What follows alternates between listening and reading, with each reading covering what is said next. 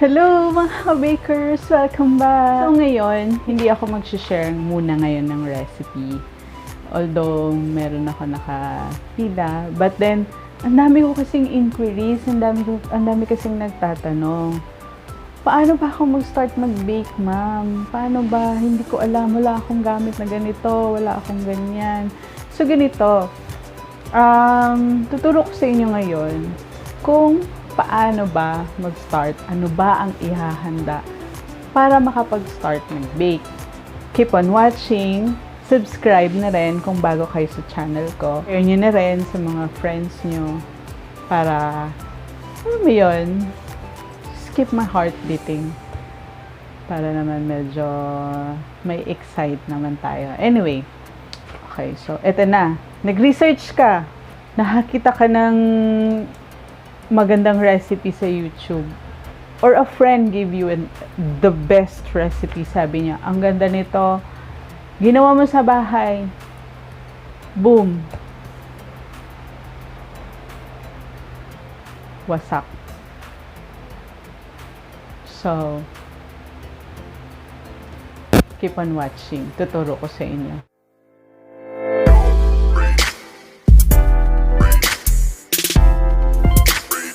Ito na tayo, wala nang paligoy-ligoy pa.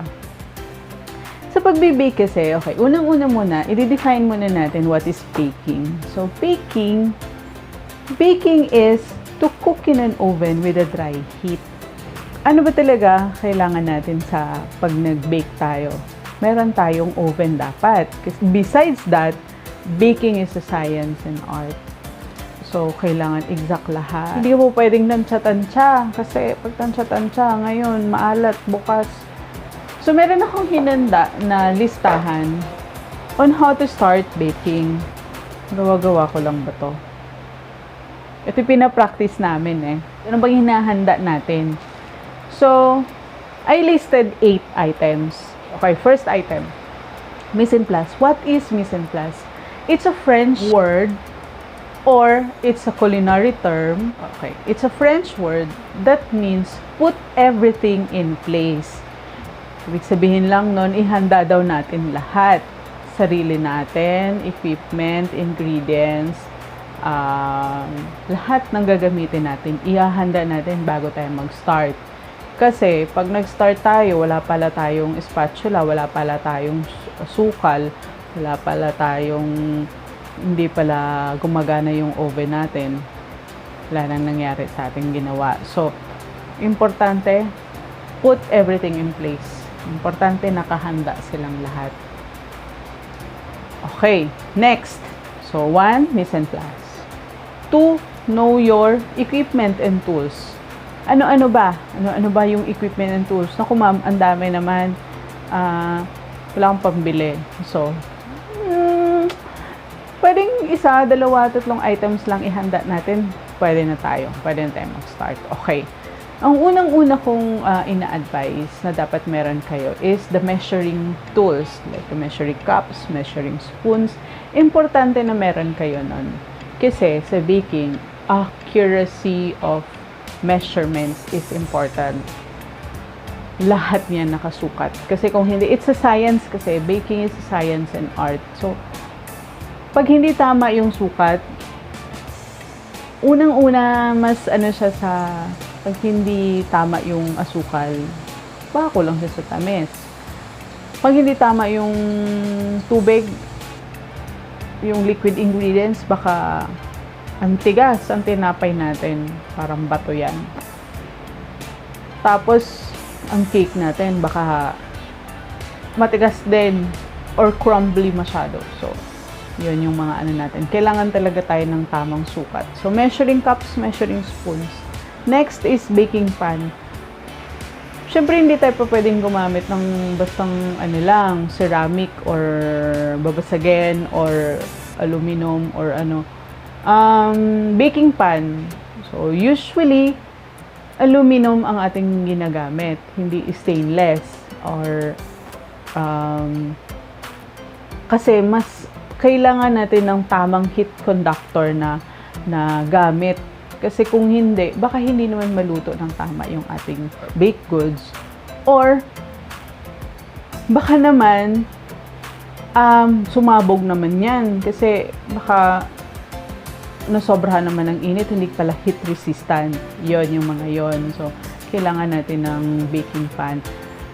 Okay, ang mga details nito, kung ano-ano ba ang pwede natin gamitin sa paggawa ng tinapay, paggawa ng bread, paggawa ng cakes, gagawa ako ng separate na video about this. But for this, you can just prepare measuring tools like measuring cup, measuring spoon, baking pan, and most importantly, meron tayong oven na gumagana.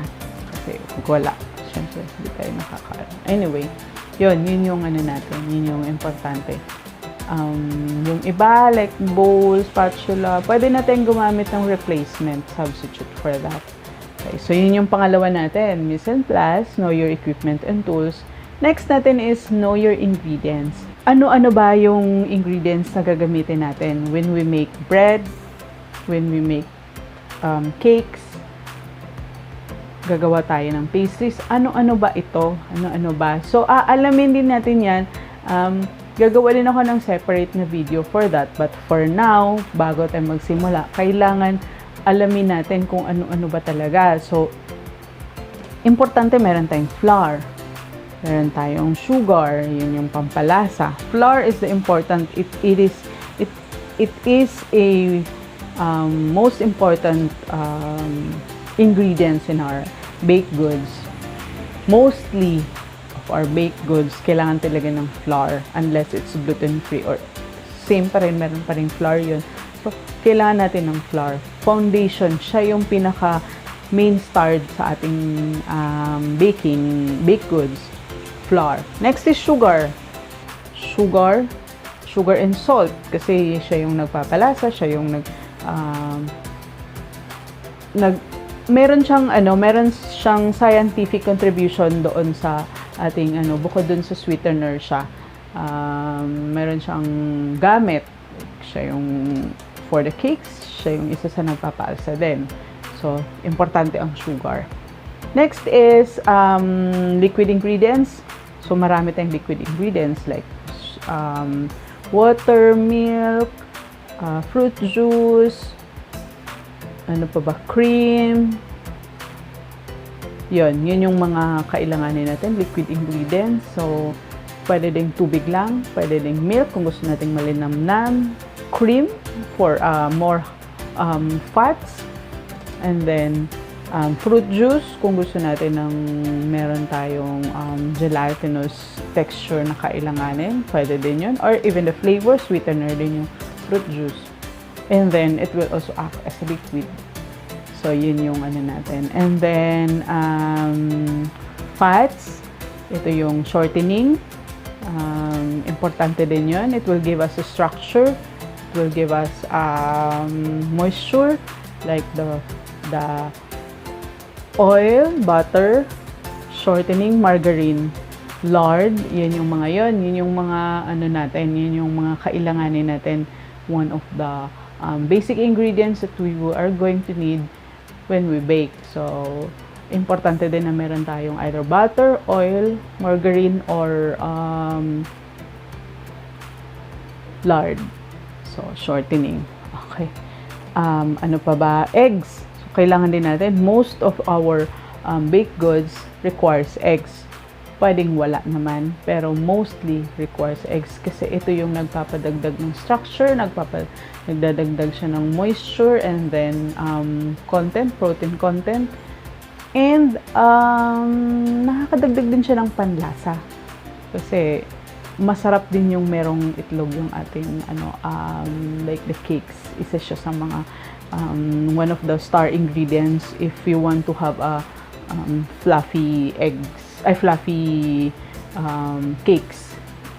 Eggs is one of the most important one to make our cake fluffier. Eggs, flavoring. So, flavoring din. Of course, pandesal medyo tayo, no? Medyo sanay na kasi tayo sa pandesal. So, salt or sugar lang okay na. Pero usually, the pandesal itself, ilalagyan natin siya ng flavoring. Like, nilalagyan natin siya ng yema, nilalagyan natin siya ng cheese, nilalagyan natin siya ng more milky. You can also check my pandesal videos, the cheesy pandesal, and ililink ko siya, pandesal, cheesy pandesal and milky pandesal. So, yun. Yung bread. The cakes also, parang minsan gusto na rin natin na may flavor siya. Like the chocolate is one of the flavors for cakes. And most of us chocolate is the favorite flavor of the cakes. So, ito yon, know your ingredients. Ano ba? Meron tayong flour, sugar, liquid ingredients, egg, shortening, leavening agent. So, leavening agent, kailangan natin ng pampaalsa. So, ano ba ito? For bread, mostly, we will use yeast. And then, that's a biological leavener. We have another chemical leavener that is the baking soda and baking powder. And we also have the natural, like the steam. So, the chemical leaveners, the baking soda, and the baking powder mostly used in the quick breads and also in the cakes.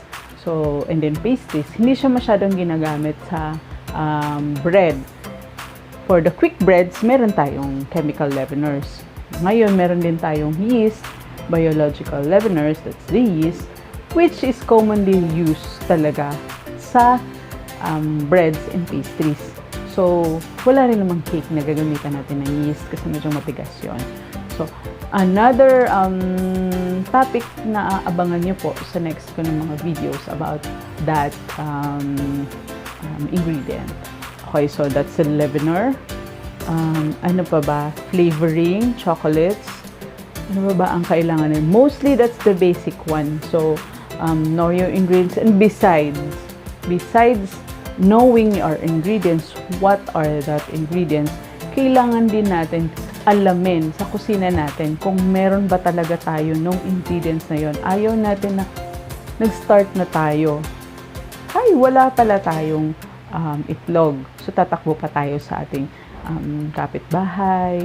Wala pala tayong asukal. So, isa din yan na kailangan nating i-prepare. That would fall in the mise en place. So, kailangan nating alamin kung kompleto ba ating mga gamit.